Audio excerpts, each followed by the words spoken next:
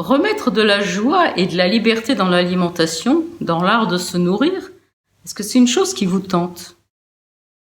Ne plus être soumis à ces stress répétitifs de savoir quoi mettre dans son assiette, comment se nourrir.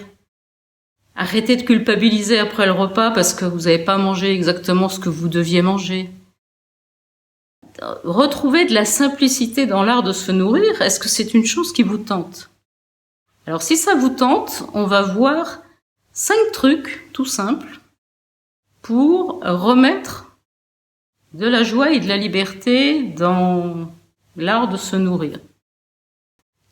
Alors la première chose, qui est presque un préambule à tout ça, mais c'est de faire tomber la croyance que pour bien se nourrir, il faut faire 3 repas par jour, et un repas de roi, de prince, de mendiant, etc. Tout ça, c'est des croyances. L'être humain, il n'est pas fabriqué pour manger 3 fois par jour. Ça, c'est quelque chose qu'on a construit, c'est une construction mentale dans laquelle on a élaboré des choses de plus en plus précises et de plus en plus fines qui font que maintenant on se prend la tête pour savoir comment se nourrir. Et en fait, c'est beaucoup plus simple que tout ça. Il y a besoin d'apporter des aliments quand le corps a faim. Quand le corps envoie un signal qu'il est en besoin de nourriture. Donc il y a une chose fondamentale, c'est de se reconnecter à son corps, de savoir dialoguer avec lui, l'écouter, entendre ses besoins et s'arrêter et lui apporter de la nourriture quand il en réclame. Mais c'est sûrement pas de lui imposer des repas à heures régulières parce que il a été décidé dans votre famille, dans votre enfance, qu'on devait se nourrir comme ça. Ensuite, votre travail a fait que c'était pratique d'avoir la pause à 13h, etc. Donc vous êtes plié à ça, avec toutes les contraintes sociales que ça entraîne. Mais c'est pas ça les besoins du corps. Les besoins du corps, ils sont extrêmement simples.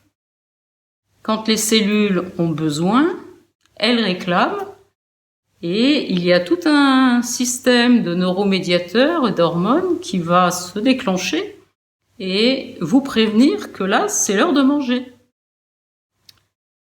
Donc ça, c'est la première chose, mais c'est en toile de fond, en arrière, c'est-à-dire, parce que l'extraordinaire cadeau que vous allez avoir si vous vous attaquez à cette croyance-là, c'est que vous allez récupérer de la souplesse, de la détente dans vos repas, dans la façon de vous nourrir, dans les horaires. Vous allez plus être à vous dire « Oh là là, je suis en retard, il faut absolument que j'aille manger ». Et de ce fait, évidemment, vous avez l'impression que vous avez faim. Mais c'est pas une faim réelle. C'est une faim mentale, c'est une faim de stress. Et si vous étiez détendu, vous n'auriez pas faim. Alors ça, c'est vraiment le premier point. Après, une fois que ça s'est acquis, il y a un certain nombre de choses qu'on peut voir. Déjà, quand vous vous retrouvez à table avec des convives, avant même de commencer à manger, posez-vous la question, faites votre petit rendez-vous à l'intérieur de vous, entre vous et vous-même, pour savoir si vous avez vraiment faim, de quelle faim il s'agit. Parce que vous savez bien qu'il y a plusieurs sortes de faim. Il y a effectivement une faim qui est une faim physique, une faim du corps, qui va se manifester, alors, d'abord par une faim de l'estomac, mais aussi, surtout, par une faim qui est une faim impérieuse, qui est une faim qui est proposée par les cellules. Les cellules qui manquent de carburant pour travailler et qui ont besoin, là, de nutriments. Et ça, c'est vraiment une faim impérieuse quand on ressent ce type de faim. Mais vous inquiétez pas, en gros, on la ressent jamais. Mais quand on est amené à ressentir cette faim, c'est une faim à laquelle on doit vraiment répondre. Et c'est la faim qu'on peut ressentir, par exemple, si on jeûne, si on fait un jeûne assez long. Il y a un moment où le corps réclame de la nourriture. Alors, c'est pas forcément, il en réclame pas forcément beaucoup, mais il y a un besoin d'apporter des nutriments. Et là, il faut répondre.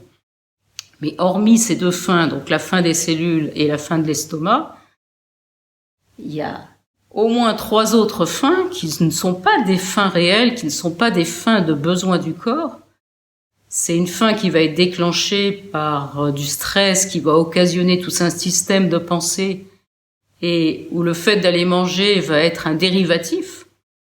Donc, d'un seul coup, là, parce que vous n'êtes pas en capacité de vous confronter à la situation, eh bien, vous allez décider que vous avez faim. Et ça, c'est ce qu'on appelle une faim mentale pour aller vite. Il y a également, assez proche de cette faim mentale, ce qu'on appelle la faim émotionnelle, c'est-à-dire qu'il y a une peur qui monte, vous êtes en colère, quelqu'un vous a agacé, eh bien, puisque c'est comme ça, je vais aller manger. Ça, c'est vraiment une faim qui est là pour aller mettre un couvercle sur une émotion.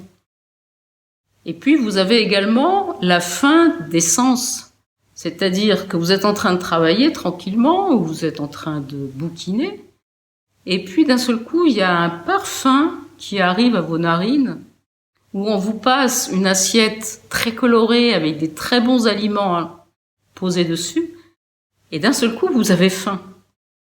Ça, c'est une faim des sens, c'est-à-dire ce sont vos organes des sens qui ont perçu quelque chose de l'ordre de l'aliment et du plaisir de manger, et de ce fait, d'un coup, vous vous dites « Ah, j'ai faim ». Donc voilà, c'est toujours intéressant avant de commencer de manger, de faire un petit peu un check là avec vous, pour savoir si vous avez faim un petit peu, pas beaucoup. Parce que là encore, vous allez avoir une souveraineté, vous disposez de toutes les possibilités en vous, il y a juste à les appliquer. C'est-à-dire que si vous êtes à table dans une réunion de travail qui doit se passer à table, et que vous faites le constat que non, vous n'avez pas faim, ça va vous donner des arguments en vous pour manger très peu. Et faire cette réunion de travail conviviale autour d'un plat, mais vous allez manger très très peu. Et puis vous mangez à un autre moment quand vous aurez faim. Donc ça, c'est le deuxième point. Avant de commencer à manger, de faire un petit bilan en vous, savoir un petit peu dans quelle situation votre corps est-ce qu'il a vraiment faim, est-ce qu'il a vraiment besoin de nutriments, ou bien est-ce que c'est un consensus social ou familial qui fait que vous êtes là à table et vous allez en profiter pleinement avec toute la convivialité du repas en mangeant peu.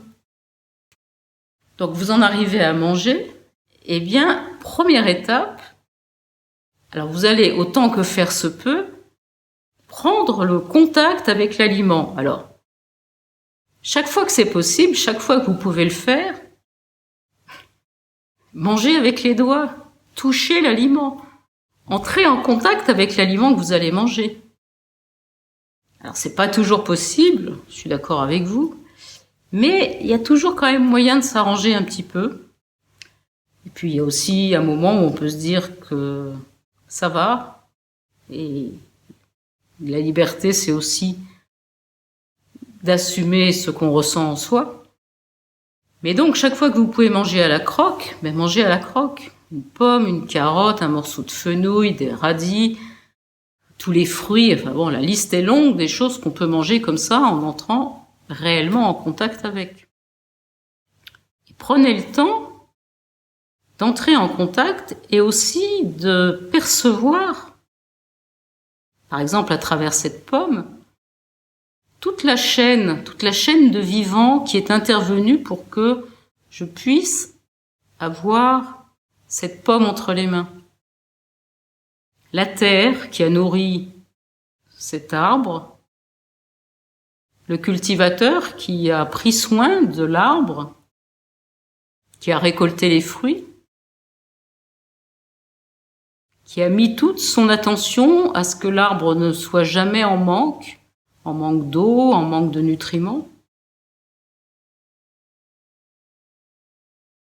La façon dont ce fruit est arrivé jusqu'à vous, la personne qui l'a amené sur le marché, avec qui vous avez un contact, qui a pris un soin important à choisir les cultivateurs avec lesquels il travaille, qui choisit lui-même les aliments qu'il va vendre sur le marché quand c'est pas le cultivateur lui-même.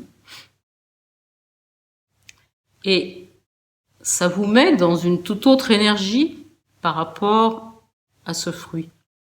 Alors ce fruit n'est pas parfait, il est taché, il y a des petites taches. Il a une super belle forme, il est un petit peu déformé par la vie. Mais justement, il est unique et il est vivant. Et le fait de parler avec cette pomme là avant même de l'entamer, ça me met en relation énergétique avec elle. Et il y a déjà quelque chose qui passe entre elle et moi. Et sur le plan énergétique, et il y a aussi ma respiration qui commence à nourrir le moment où je vais croquer dedans. Donc ça, c'est le troisième point, donc prendre le temps d'entrer en relation avec la nourriture que vous allez consommer. Alors si vous êtes au restaurant, que c'est un plat qui arrive dans votre assiette, eh bien, là, prenez le temps de le contempler, de laisser tous les parfums, toutes les odeurs, toutes les nuances arriver jusqu'à vos narines. Pas vous presser du tout.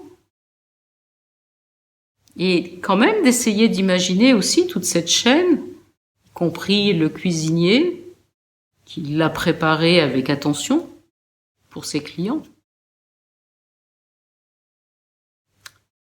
Et ça va vraiment décupler l'échange vibratoire que vous allez avoir avec l'aliment que vous consommez. Et ensuite, on en arrive à vraiment l'acte de manger. Bien, ça va être de porter toute la conscience sur la première bouchée. J'aime beaucoup insister sur l'importance du démarrage dans quelque activité que ce soit. Dans démarrer la journée, dans se préparer pour aller dormir, démarrer une activité, que ce soit une activité personnelle ou une activité professionnelle, entrer en relation, en conversation avec quelqu'un, démarrer un repas, porter l'attention, partir marcher. Les premiers pas que vous allez faire quand vous entrez dans la forêt, ces premiers pas, ils sont fondamentaux. Prenez le temps de conscientiser au mieux ce démarrage. Cette première bouchée, elle est extrêmement importante, c'est-à-dire que tout votre corps est tendu dans la relation là qui va se faire avec ce fruit, avec cette pomme.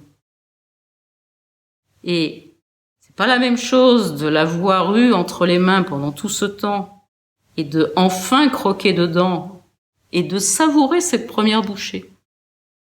De la savourer vraiment, et puis de laisser vraiment tous les sens s'emparer de la relation qui est en train de se faire. Alors bien sûr, il y a la saveur avec le goût, mais il y a aussi les odeurs, il y a aussi tout ce qui est de l'ordre du toucher, que ce soit par les mains ou que ce soit dans la bouche. Et il y a aussi ce qu'on entend.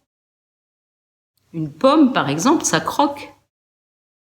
De percevoir pleinement le bruit, ce qui se passe quand les dents sont en train d'entrer dans la pomme. Et c'est comme ça que vous allez profiter de toute l'énergie de l'aliment.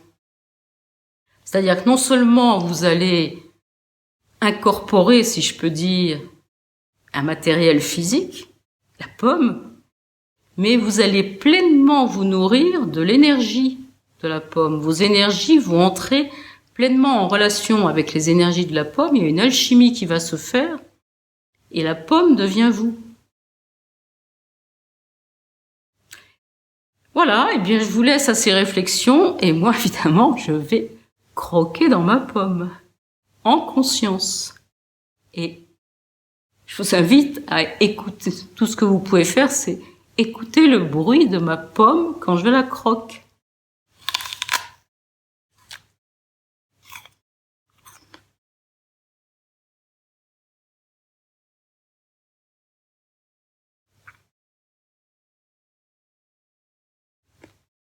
Alors, une croyance de plus, il faut pas parler la bouche pleine, mais le truc, c'est que moi j'aime bien mastiquer assez longuement.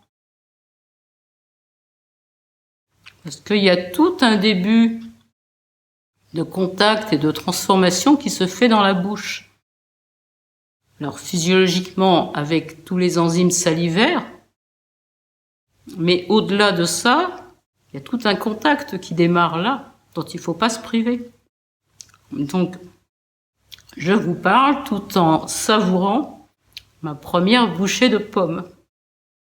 Et je vous souhaite une très très belle journée.